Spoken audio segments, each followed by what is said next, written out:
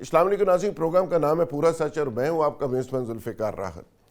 ناظرین، ایران امریکہ اسرائیل جنگ اب ایک نئے مرحلے میں داخل ہو گئی ہے اور فرانس کا بحری بیڑا اب روانہ ہے اب نئے ہرمز کو کھلوانے کے لیے۔ اس سے پہلے امریکن بحری بیڑے کے ساتھ جو کچھ ہوا، اسرائیل کے ساتھ جو کچھ ہوا، یہ کیمرے کی آنکھ پوری دنیا کو دکھا چکی۔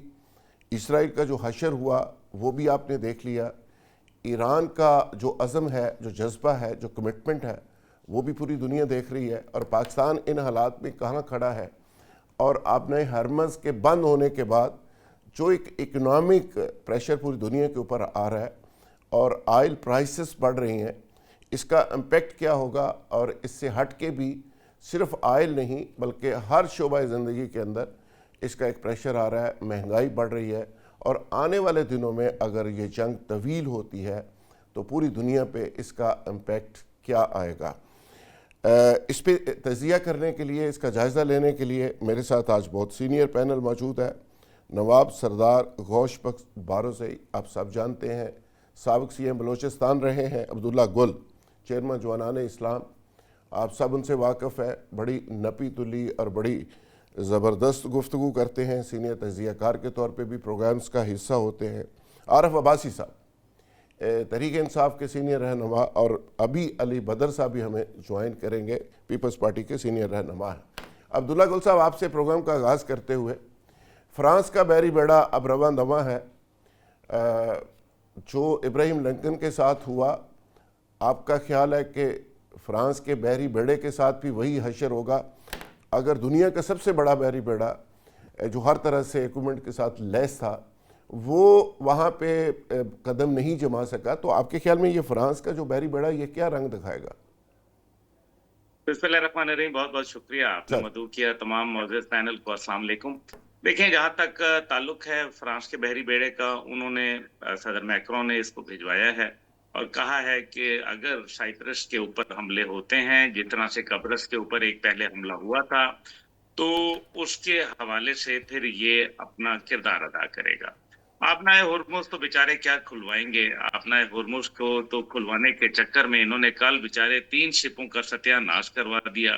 انہوں نے تو یہ کہا تھا کہ 3 شپ آئیں گے اور اس کے بعد ہم اس کو ادھیڑ کے رکھ دیں گے اور ہم کسی کو وہاں سے گزرنے نہیں دیں گے، اور ایران کی ایسی کی تیسی ان کے تمام شپ ہم نے مار ڈالے ہیں، گرا ڈالے ہیں، برباد کر دیے ہیں۔ لیکن ریالٹی اس کے برعکس ہے۔ صرف یہ بات یہاں اس کی اوپر بات نہیں ختم ہوتی کہ آپ نے جو سمندری وہاں مائنز بچھائی ہوئی تھیں ان کو تلف کر دیا۔ چلیں، سمندری مائنز تو تلف ہو گئی، اگر لیٹ سے کہ وہ ہو بھی گئی ہیں، اول تو نہیں ہوئی، لیکن پھر جو ابھی انہوں نے کہا کل کے اوپر کہ جی وہ 3 ایسے وہاں ان کے پروجیکٹائل تھے، پروجیکٹائل کا لفظ استعمال کیا، جو وہاں جہازوں کو گرے اور آگ لگا دی۔ اب پروجیکٹائل کے اندر میزائل بھی ہو سکتا ہے، پروجیکٹائل کے اندر کوئی بھی اڑتی ہوئی چیز پروجیکٹائل کہلاتی ہے، ڈرون بھی ہو سکتا ہے۔ تو اس کا تو علاج ان کے پاس کوئی نہیں ہے۔ وہ اپنے بیسس کے اوپر ان کو میزائلوں کو نہیں روک پائے، ان کے ڈرونوں کو نہیں روک پائے، یہ کیا روک پائیں گے؟ اسرائیل کا ستیہ ناش ہوا ہے۔ دیکھیں، ابھی جو اسرائیل کی حالت ہے وہ بڑا غور طلب ہے۔ اس ٹائم پہ یروشلم پوسٹ کے اندر تقریباً 2 دن قبل ایک خبر لگی کہ 9,500 کے قریب گھر وہاں مسمار ہو چکے ہیں۔ 90 لاکھ کی آبادی کے اندر 9,500 گھروں کا مسمار ہونے کا مطلب یہ ہے کہ ہر گھر کے اندر کم از کم 6 سے 8 افراد رہتے ہیں، اور اگر ان کے مسمار ہوئے ہیں تو وہ پھر ان میں کوئی تباہی نہیں ہوئی، کچھ نہیں ہوا، وہاں ٹوٹل 11 لوگ مارے گئے۔ بکواس کرتے ہیں، جھوٹ بولتے ہیں، سب کو پتا ہے کہ بیڑا غرق ہو گیا، اور یہی وجہ ہے کہ اب یہ جنگ کے اندر پھیلاؤ دینا چاہتے ہیں۔ عبداللہ گل یہ صاحب، چاہتے ہیں کہ کسی صورت عبداللہ گل صاحب، ایک چھوٹا سا سوال لے لیجئے۔ آپ نے چونکہ اسرائیل کا ذکر شروع کر دیا، وہاں پہ نیتن یاہو کے مرنے کی اطلاعات ہے، ان کے بھائی کے مرنے کی اطلاعات ہے، فائنانس منسٹر کا جو بیٹا ہے اس کے مرنے کی ہے، موساد کا چیف ہے۔ آپ کی اطلاع کے مطابق یہ کتنی کنفرمیشنز ہو چکی ہیں؟ ہم تو اپنے ذرائع سے دیکھ رہے ہیں کہ لمبی لسٹ ہے۔ اس کے علاوہ جو ڈسٹرائے ہوا ہے پورا اسرائیل، اور وہاں پہ چیخیں نکل رہی ہیں، اب ٹرمپ سمیت اسرائیل سے بھی یہ آوازیں آنا شروع ہو گئی ہیں کہ جنگ بند کر دیں، خدا کے لیے جنگ بند کر دیں۔ اب ٹرمپ صاحب کبھی ذمہ داری ڈالتے ہیں 3 لوگوں کے اوپر، اپنے داماد کے اوپر، اپنے وزیر جنگ کے اوپر، روبیو کے اوپر، اور کبھی کہتے ہیں جی مجھے ٹریپ کیا گیا، اور کبھی دھمکیاں دینا شروع کر دیتے ہیں. تو یہ جو کیفیت ہے جنگ کے اندر امریکنز اور اسرائیلی، اس کو آپ کس طرح سے دیکھتے ہیں؟ دیکھیں، پہلی بات تو یہ ہے کہ جو آپ نے ہلاکتوں کے متعلق بات کی ہے وہ ظاہر ہے جب تک کہ کنفرم نہیں ہو سکتی، جب تک کہ آفیشلی اس کی کوئی کنفرمیشن نہ آ جائے. لیکن یہی ہے کہ نہ ان کا بھائی جو ادو یاہو ہے وہ نظر نہیں آیا. اسی طریقے سے جو خود نیتن یاہو ہے وہ غائب ہے، اس کا ٹویٹر ہینڈل بند ہے. جبکہ مسعود پزشکیان کی جانب سے جب یہ بات آئی کہ ان کو جنگ کے اندر شہید کر دیا گیا، تو اس کے تھوڑی دیر کے بعد وہ میڈیا پہ آئے اور بات چیت کی، اور اس کے بعد لگاتار وہ میڈیا پہ دکھائی دے رہے ہیں. لیکن ایسا دوسری جانب کچھ نہیں ہے. موساد کے حوالے سے جہاں تک تعلق ہے، یہ بالکل موساد کا چیف میرا خیال ہے مارا جا چکا ہے، جو ابھی تک انکنفرم نیوز تو یہی کہتی ہیں.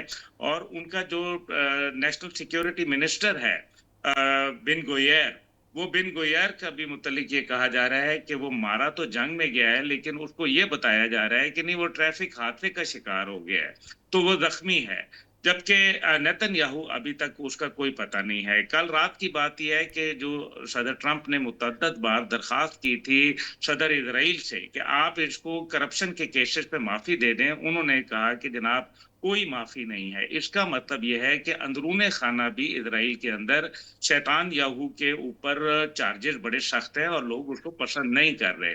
تیسری جانب ایک اور پہلو ہے، اور وہ صدر امریکہ کا بار بار جھوٹ پکڑا جانا ہے. پہلے انہوں نے کہا کہ میناب کے اوپر بچیاں کو اسکول پر حملہ خود ایران نے کیا. اس کے بعد CNN نے ان کو، اور جس طریقے سے تمام ثبوت شواہد کے ساتھ انہوں نے دکھا دیا کہ ٹوماہاک میزائل مارا. اور پھر اس کے بعد اب جو ان کی رپورٹ آئی ہے وہ یہ کہہ رہی ہے کہ جناب یہ تو ہم نے ہی کیا ہے اور ہم سے غلطی سے ہو گیا ہے. اب یہ پینٹاگون نے تسلیم کر لیا ہے. اب اس کا مطلب یہ ہے کہ ماضی میں آپ کو ذوالفقار رہا تھا، یاد ہوگا کہ ایک لاکر بی کیس ہوا تھا لیبیا کے اندر. ایک جہاز کو مار دیا تھا لیبیا نے، پین ایم ایئر لائنز کا. طالباً کوئی 272 مسافر اس کے اندر تھے، وہ مارے گئے تھے. اور بالکل لیبیا ٹھیک. سے بلینز آف ڈالر انہوں نے نچوڑ لیے تھے کمپنسیشن کلوز کے لیے. اب ایران کہتا ہے کہ وہی کمپنسیشن کلوز ہمیں بھی دو، اور وہ یہ کہتا ہے کہ جنگ تو میں بند نہیں کروں گا، جب تک نہیں کروں گا جب تک کہ تم مداوع نہیں کرو گے میرے نقصانات کا، میرے سے معافی مانگو، تم نے غلط کیا، تم نے میرے لیڈرشپ کو شہید کیا، ماورائے عدالت کیا. تو یہ تمام چیزیں جو میرے خیال میں اس ٹائم پہ آ رہی ہیں، یہ سچویشن کو کمپلیکس بنا رہی ہیں. پاکستان اور روس کے جو لیڈرشپ ہے ان کو یہ کہا جا رہا ہے کہ خدا کے لیے کوئی ایران کو سمجھائیں. لیکن دیکھیں بات یہ ہے کہ روس کا اگر بات کر لیں، پاکستان تو چلے ایک مخلص ملک ہے، لیکن روس کے تو ونڈ فال پروفٹس ان کو ہو رہے ہیں تیل کی قیمتوں میں. ایک طرف آبنائے ہرمز بند ہو گئی ہے تو روس کی تیل کی تو جس کو کہتے ہیں نا چاندی ہو جانا، وہ چاندی ہوئی پڑی ہے. اور حد یہ ہے کہ امریکہ نے 30 دن کا تیل کی اجازت بھی دے دی ہے اسی روس کے خلاف جس کے اوپر امریکہ نے بھارت کے اوپر ایسے ہی 50% پابندی ٹیرف کر لگائی ہوئی دیا تھی. تھا. بالکل ٹھیک ہے. تو آج جو ہے وہ ٹیرف کو کم بھی کر دیا ہے اور اجازت بھی دے دی ہے روس سے تیل خریدنے کے لیے انڈیا کو. دوسری جانب روس کی جو وہاں جس طرح سے سرویلنس وہ پرووائڈ کر رہے ہیں، آپ یہ دیکھیں نا، آپ کو یاد ہوگا ذوالفقار صاحب کے پہلے دوسرے دن ہی انہوں نے کہا کہ ہم نے تمام مواصلاتی نظام ایران کا تباہ کر دیا ہے اور اس میں بیشتر چلے تباہ ہو گیا. پھر وہ پریسیجن ہٹنگ کیسے کر رہے ہیں؟ لیو مینگ ایک شپ ہے، لیو مینگ 1، یہ ایک چائنا کا سٹیٹ آف دا آرٹ، دنیا کا سب سے زیادہ حساس اور جاسوسی کے حوالے سے یہ مانا ہوا ایک شپ ہے جس کے اوپر 5 مختلف ریڈار ڈومز اور مختلف سینسرز اینٹناز موجود ہیں جو نیورل ٹیکنالوجی کے ساتھ چل رہا ہے. اور نہ صرف یہ 6000 کلومیٹر کے اندر کوئی بھی جو حرکت ہوتی ہے جس کے اندر اگر شپ جو آبدوز ہوتی ہے سمندر سے باہر نکلتی ہے تو اس کو بھی نہ صرف یہ چیک کر لیتا ہے بلکہ اس سارے مومنٹ کو ریکارڈ بھی کر لیتا ہے، اور ساتھ ہی ساتھ اس کو اے آئی کے ذریعے یہ آرٹیفیشل اس کا انٹیلیجنس کے ذریعے یہ بتا دیتا ہے کہ آگے اس کی کیا موومنٹس ہوں گی. اوکے. یعنی کہ یہ جو جنگ ہے یہ ایک نئے موڑ میں داخل ہو گئی ہے. تو جہاں ان کو یہ تمام انٹیلیجنس پرووائڈ ہو رہی ہے ظاہر ہے دو سپر پاوریں درمیان میں اور آ گئی ہیں امریکہ کے مد مقابل، اور دوسری جانب $60 بلین ابھی تک اس جنگ کے اندر امریکہ کے لگ چکے ہیں، اور $60 بلین کے اندر نتیجہ یہ ہے کہ کہاں گئے کہیں نہیں، کیا لائے کچھ نہیں۔ بحری بیڑے جن بالکل کا آپ ٹھیک نے ہے، ذکر کیا ان کا بیڑا غرق ہوا پڑا ہوا ہے، ان کی ویڈیو بنا کے ایرانی ڈرون چلا جاتا ہے اور ان کو پتہ بھی نہیں چلتا، ایسے اور ہی وہ ویڈیو وائرل ہو جاتی ہے۔ 2100 کلومیٹر دور ابراہم لنکن اپنے زخم چاٹ رہا ہے دور ہو کے۔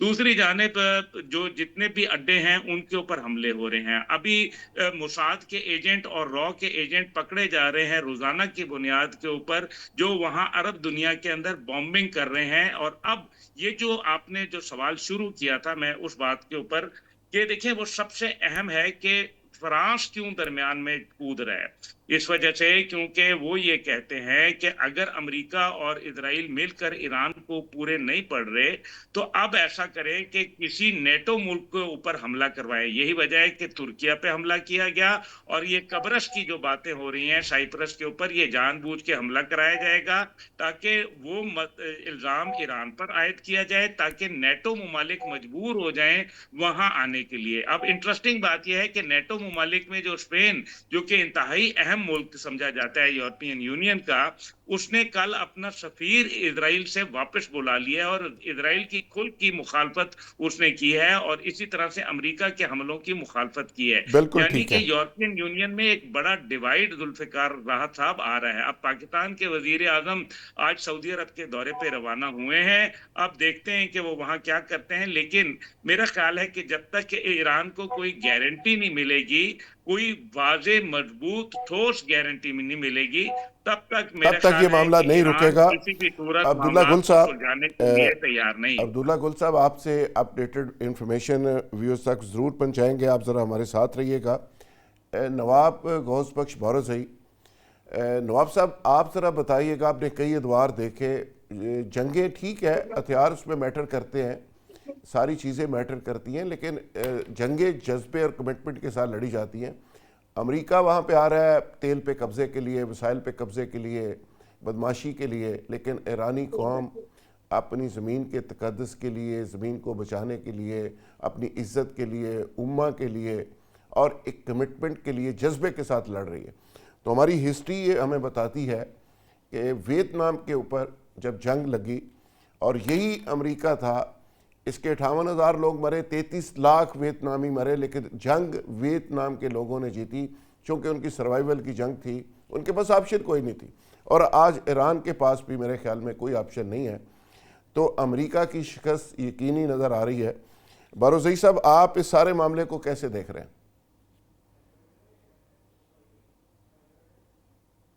بارزئی صاحب، ایک چیز تو بہت زیادہ کلیئر ہو گئی ہے کہ آپ نے جیسے فرمایا کہ بدماشی، تو اس وقت یہ ہے کہ رشیا کیا ہو سوری جی اسرائیل کی بدماشی تو ثابت ہو گئی، اس طریقے سے ہر درمی کرتا چلا ہے وہ اپنے ریجن میں، وہ اپنی جگہ پہ۔ اس کے بعد اپنے ٹرمپ صاحب جو آئے ہیں اس عمر میں، ان کی بڑی بدماشی، انہوں نے نقصان یہ کر دیا اپنا کہ ان کا بھرم ٹوٹ گیا۔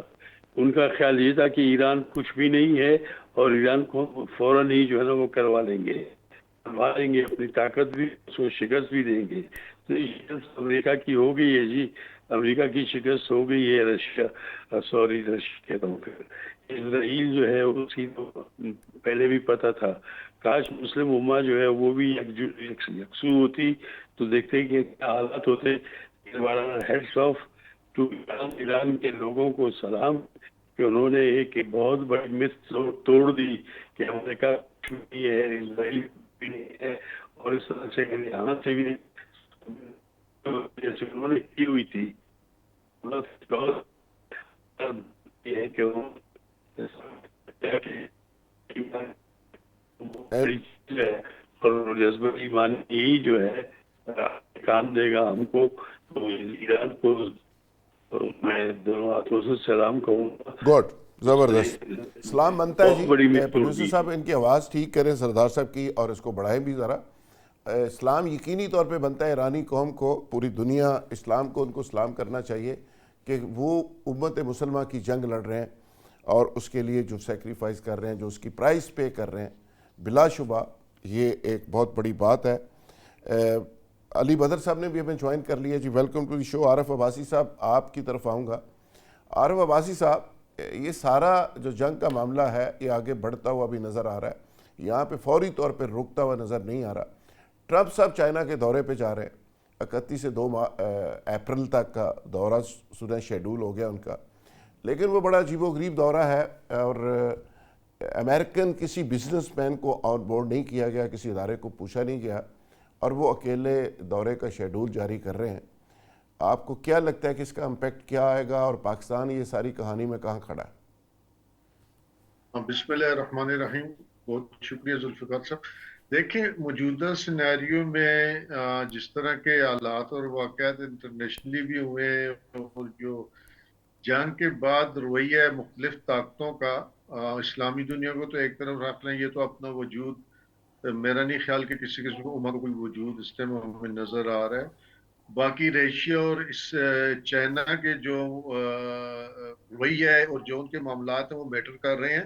دیکھیں جو ٹرمپ ہے وہ اس کی کریڈیبلٹی, اس کا جو روب دبا تھا امریکہ کا, وہ تو ایکسپوز کر دیا ہے, ساتھ اس نے اسرائیل کو بھی. اور امیجیٹلی جو انشاءاللہ اس جنگ کے جو وہ ہوں گے فال آؤٹ میں متاثر ہوں گے, اس میں یہی 2 لوگ ہوں گے, ٹرمپ, اور دونوں کے سیاسی کیریئر دو پہ لگا ہے.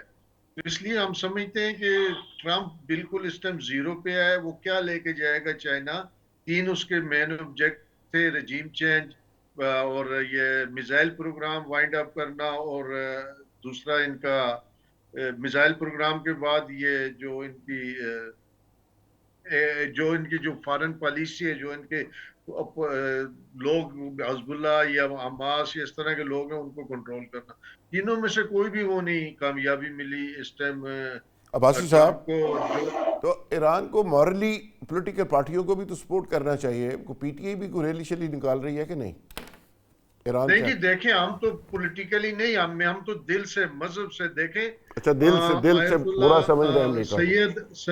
آیت اللہ سید علی خامنئی صرف ایک پولیٹیکل لیڈر نہیں تھے, سپریم لیڈر نہیں تھے. اگر آپ اس کو غور سے دیکھیں گے, اہل تشیعوں کے وہ روحانی پیشوا تھے. ان کی جو قدر صرف ایران میں نہیں, پوری دنیا کے اہل تشیعوں میں جو ان کا مرتبہ تھا, شاید اس کو جائز نہیں کر پائے امریکن یا اسرائیلی. سر اب تو یہ تفریق ختم ہو گئی ہے. اب تو میں یہی کروں, اب سنی شہادت کے شیعہ بعد اور سارے مسلمان میرا خیال ہے ان کو بڑی تعظیم اور تکریم سے دیکھ رہے ہیں. میں ذوالفقار صاحب یہی عرض کر رہا ہوں کہ تشیع تک ان کو آپ مخصوص وہ نہ کریں. عالم اسلام کی غیرت کا سمبل بن گئے. ان کی شہادت کے جو تمیز تھی شیعہ اور سنی کی, وہ ختم ہو گئی ہے. اب پورے امہ کے وہ غیرت کا ایک نشان بن گئے, ایک معیار بن گئے. تو اس لیے میں سمجھتا ہوں کہ ایران کی نہ صرف سیاسی, جینوئنلی ہم جہاں بیٹھے ہیں جو کر سکتے ہیں, یہ ایران کے لیے ہم نہیں کر رہے, پوری امت مسلمہ کے لیے کر رہے ہیں. کیونکہ باقی جو مڈل ایسٹ کا رویہ ہے, باقی ممالک کا جو کردار ہے, اور اسپیشلی جب آپ دیکھیں پچھلے جب سے یو اے ای نے جوائن کیا ہے وہ ابراہم ایکارڈ, تو اس کے بعد ان کے رویے بالکل ہی اسلامی دنیا کے لیے, بالکل ٹھیک ہے عباسی صاحب, بالکل صحیح کہا آپ نے, ناامیدی کا باعث بن گئے. بالکل ٹھیک ہے. علی بدر صاحب, ایران کی رجیم چینج کرنے امریکہ آیا تھا. حالت یہ ہے کہ امریکہ کے اندر ٹرمپ صاحب کی اقتدار خود خطرے میں ہے, اپیچمنٹ کا پروسیس ہے, بڑے سنگین الزام لگ رہے ہیں. ایک لڑکی سامنے آ گئی ہے جس نے ریپ کا الزام لگا دیا, اور وہاں پہ جتنے کانگریس مینز ہیں ان کی کلاس لے رہے ہیں, اور جتنے سابق آفیشلز ہیں وہ سب کے ساتھ ٹرمپ کو ایک بیوقوف اور پاگل شخص قرار دے رہے ہیں کہ یہ ایک ایسا شخص ہے جس نے جنگ میں چھلانگ تو مار دی لیکن نکلنے کا راستہ نہیں, کوئی وے آؤٹ نہیں اس کے پاس. اور خود رجیم چینج کرنے مصروف آئے تھے, اپنے گھر کے اندر لڑائی پڑ گئی. اسرائیل کے اندر رجیم چینج فائنل سٹیج کے اوپر ہے, یعنی نیتن یاہو کے خلاف مظاہرے ہو رہے ہیں. بحرین جو امریکن سپورٹر تھا, وہاں پہ اس کے اڈے تھے, بحرین کے اندر رجیم چینج بالکل فائنل سٹیج کے اوپر ہے. یعنی ایران کی رجیم چینج تو نہیں ہوئی, لیکن اس کے دشمن جو ہیں وہ بیچارے اپنے زخم چاٹ رہے ہیں اور رو رہے ہیں, اور وہاں پہ رجیم چینج کا رولا ہے.